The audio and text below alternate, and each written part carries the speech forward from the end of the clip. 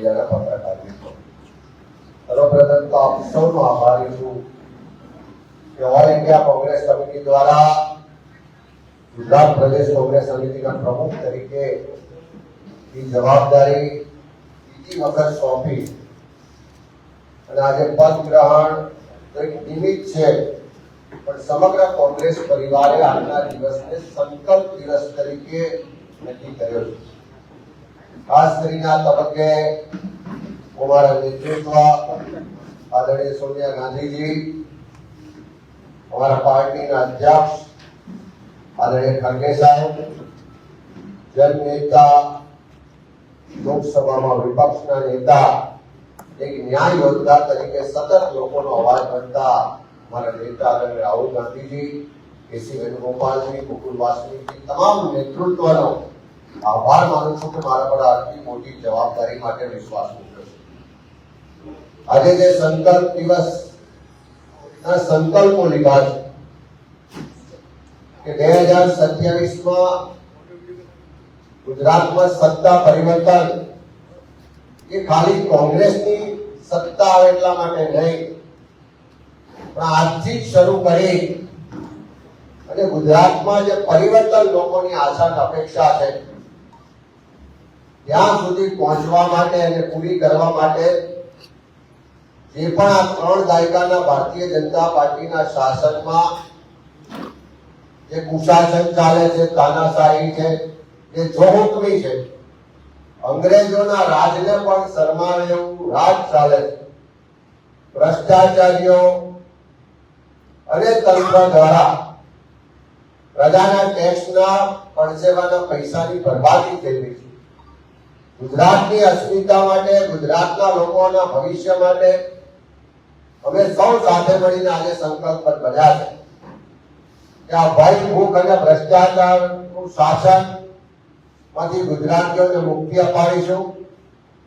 ગુજરાતનો યુવાન કર્મચારી જે સમાન કામ સમાન વેતન અધિકારની માંગને લઈ વર્ષોથી સંઘર્ષ કરે છે, ત્યારે એમના સંઘર્ષમાં સાથે રહી એ સંઘર્ષનું નેતૃત્વ પૂરું પાડી ગુજરાતમાંથી ફિક્સ પગાર પ્રથા, કોન્ટ્રાક્ટ પ્રથા અને આઉટસોર્સિંગની પ્રથા નાબૂદ કરવા માટેનો સંકલ્પ આજે અમે સભ્ય લીધો છે.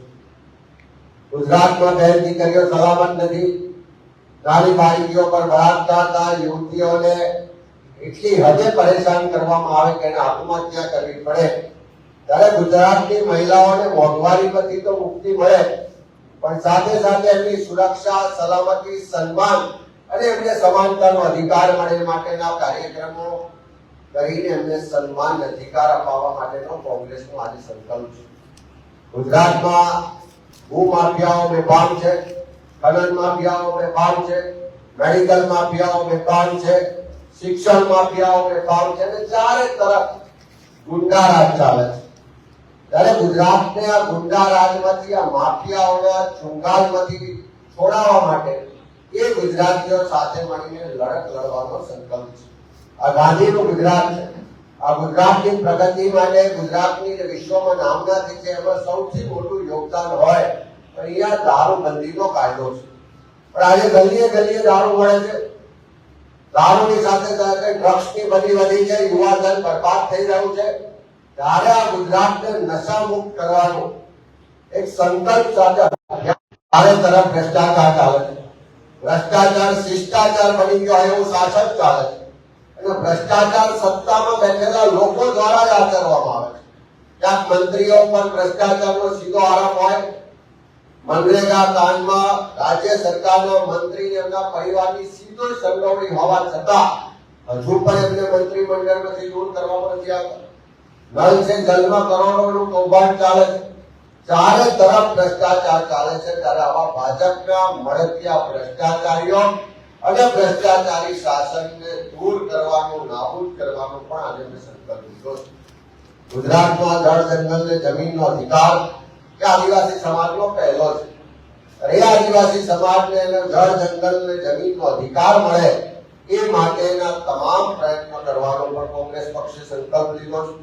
ગુજરાતમાં ત્રસ્ત છે, એક તરફ જીએસટી ની ઝંઝટ છે, તો આ નાના વેપારીઓ, દુકાનદારો, MSME ના તમામ જે ઉદ્યોગકારો છે એમની સાથે રહીને એમના પ્રશ્નો માટે, એમની ઉન્નતિ માટે, પ્રગતિ માટે જે પણ સંઘર્ષ કરવાનો થાય, યોગદાન આપવાનું થાય એ માટેનો પણ કોંગ્રેસ પક્ષનો સંકલ્પ છે. ગુજરાતમાં કરોડોની સંખ્યામાં શ્રમિકો છે, કામદારો છે. આજે પણ એનું શોષણ થાય છે. 8 કલાકનો પગાર આપીને 12 કલાક કામ લેવાય છે. એની સેફટી માટેના કોઈ વ્યવસ્થાઓ નથી. શ્રમિક કામદાર માટેના કાયદાઓ સંપૂર્ણ ભૂલાવી દેવામાં આવ્યા છે. અને આ ગુજરાતના કામદારો માટે, શ્રમિકો માટે એમને એમનો હક અધિકાર મળે, એમને લઘુત્તમ વેતન સુનિશ્ચિત થાય, એ કોંગ્રેસનો આજના દિવસનો સંકલ્પ છે.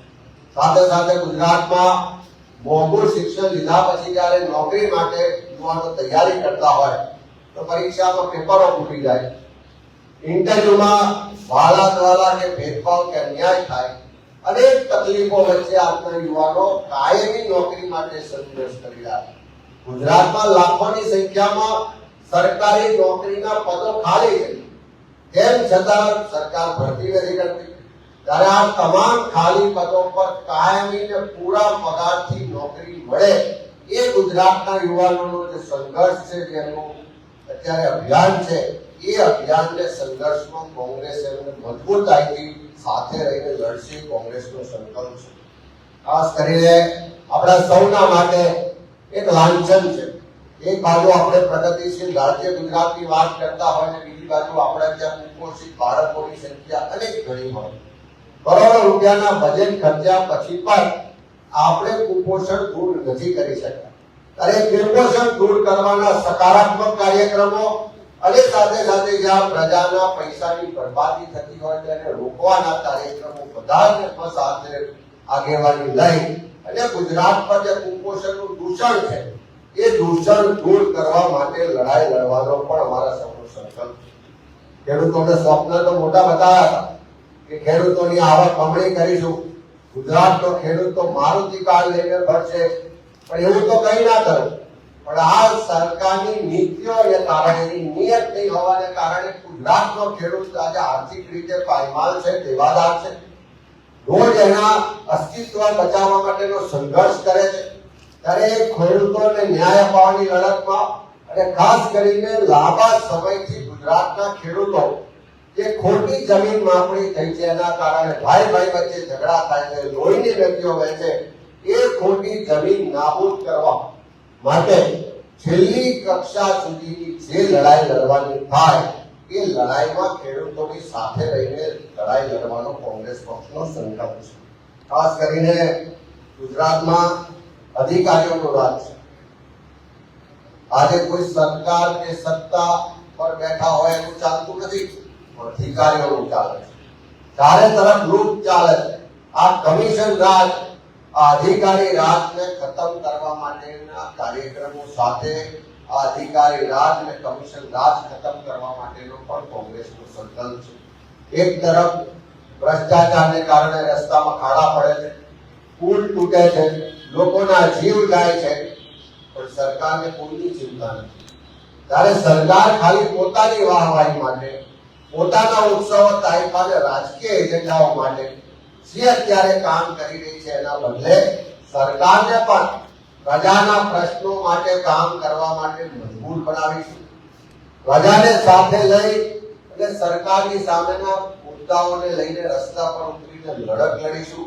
અને જે ગુજરાતની જનતાની આશા અને અપેક્ષા છે કે 2027માં પરિવર્તન લાવવું છે, એ ગુજરાતની જનતાની આશા અને અપેક્ષા પર ખરા ઉતરવા માટે એક એક ગુજરાતીના દરવાજે જઈશું, એક એક ગુજરાતી સાથે સંવાદ પ્રસ્થાપિત કરીશું, એક એક ગુજરાતીના પ્રશ્નો માટે લડીશું અને ફરીથી ગુજરાતની અસ્મિતા ઉજાગર થાય. આખા વિશ્વમાં જે ગુજરાતીનું નામ છે, અસ્મિતા છે, એને બરકરાર રાખીને એમાં પ્રગતિ થાય, ગુજરાતનો વિકાસ થાય, ગુજરાતની પ્રગતિ થાય, એ આજે અમે સંકલ્પથી અમારા સૌનો સંકલ્પ છે. અને હું ગુજરાતના લોકોને પણ કહેવા માંગુ છું કે આ ગાંધી સરદારનું ગુજરાત છે. આ ધરતી પરથી ગાંધીજીના નેતૃત્વમાં અંગ્રેજો સામે પણ લડાઈની શરૂઆત થઈ. જે અંગ્રેજો તમામ સત્તા અને સંપત્તિનું કેન્દ્રીકરણ કરતા હતા, જે અંગ્રેજો લોકોની આઝાદી છીનવી લીધી હતી, જે અંગ્રેજો તાનાશાહ અત્યાચારનું શાસન ચલાવતા હતા એવા નવા અંગ્રેજો સામેની લડાઈનું નેતૃત્વ લેવા માટે કોંગ્રેસના કાર્યકરો તૈયાર છે. તમે સૌ પણ ગુજરાતની અસ્મિતા માટે, તમારા પ્રશ્નો માટે, આવનારી પેઢીના ભવિષ્ય માટે આ લડાઈમાં સહયોગ આપો, આશીર્વાદ આપો અને સાથે જોડાઓ એવી આ તબક્કે વિનંતી પણ કરું છું. આજે જે પણ પદ ગ્રહણમાં નવી જવાબદારીના ભાગ સ્વરૂપે આખા ગુજરાતના અમારું નેતૃત્વ અમારા સંગઠન મહાસચિવ આદરણીય મુકુલ વાસદેવજી, અમારા પૂર્વ પ્રદેશ પ્રમુખ આદરણીય શક્તિસિંહભાઈ, અમારા નેતાઓ જગદીશભાઈ, સિદ્ધાર્થભાઈ, પરેશભાઈ, મધુસૂદનભાઈથી લઈને તમામ અમારું વરિષ્ઠ નેતૃત્વ અને આખા ગુજરાતમાંથી જે અમારા કોંગ્રેસના જે બબ્બર શેર કહેવાય એવા આગેવાનો, કાર્યકરો અને પ્રજાજનો, સમાજના વિવિધ સામાજિક સંગઠનોના વડાઓએ આવીને જે સહકાર આપ્યો છે, જે સથવારો પૂરો પાડ્યો છે, બદલ સૌનો આભાર માનું છું અને મીડિયાના મિત્રોનો પણ આભાર માનું છું કે કોંગ્રેસે આજે જે સંકલ્પ દિવસે ગુજરાતની જનતા માટે,